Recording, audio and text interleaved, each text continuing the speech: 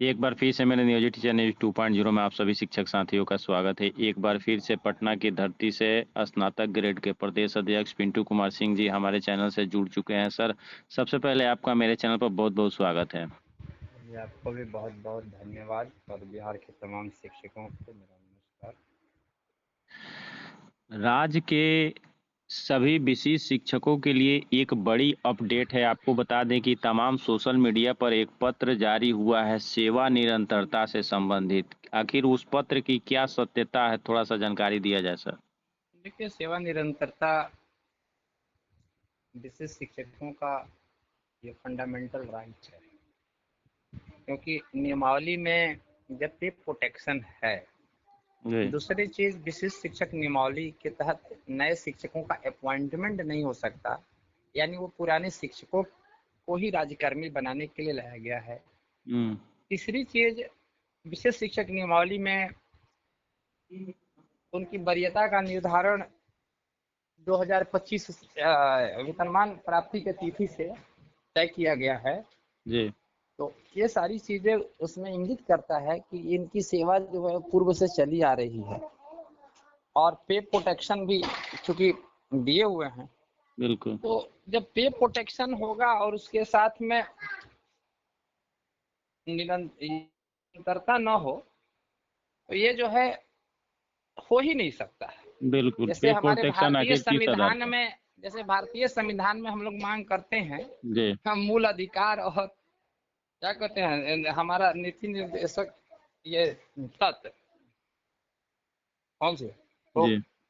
यहाँ जो है हर शिक्षक को ये देना सरकार के लिए मजबूरी है।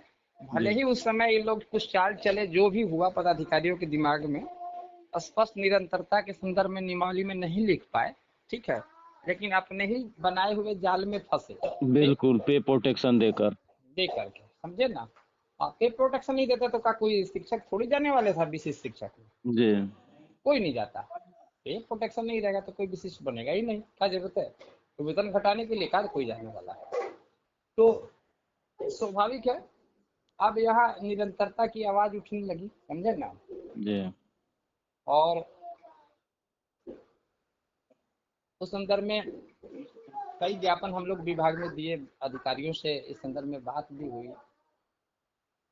इधर नए एसीएस आए हुए हैं, पुराने वाले एसीएस तो बात जरूर किए थे जी। निरंतरता देंगे, लेकिन निरंतरता पर कोई काज नहीं कर पाए। लेकिन नए एसीएस आते ही इस पर कार्य कर दिए, और इनके रीजन में ही वो संचिका जो है वित्त विभाग को चला गया है, ठीक है।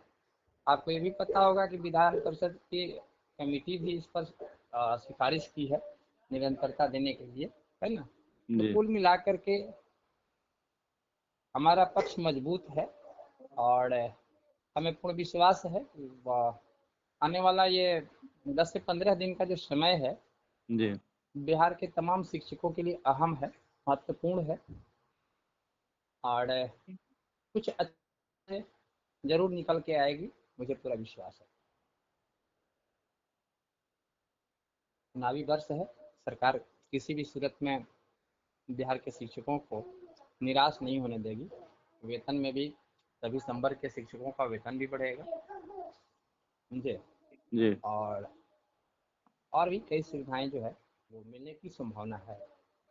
ये मुख्यमंत्री जी के स्तर से ही हो सकती है। तो क्योंकि सभी विभाग का हम लोग देख चुके हैं, अब केवल शिक्षक ही एकमात्र विभाग बच गया, शिक्षकों का ही संवर्ग जो अभी तक अछूता है, और हर चुनाव में कुछ न कुछ इनको प्राप्त हुआ है।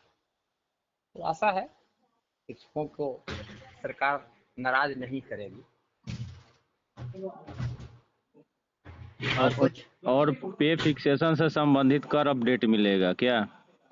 अभी वित्त विभाग से का वापस नहीं आई है, और डिले होने के पीछे कुछ रीजन है। तो संभावना है सब एक ही साथ में ही आएगा।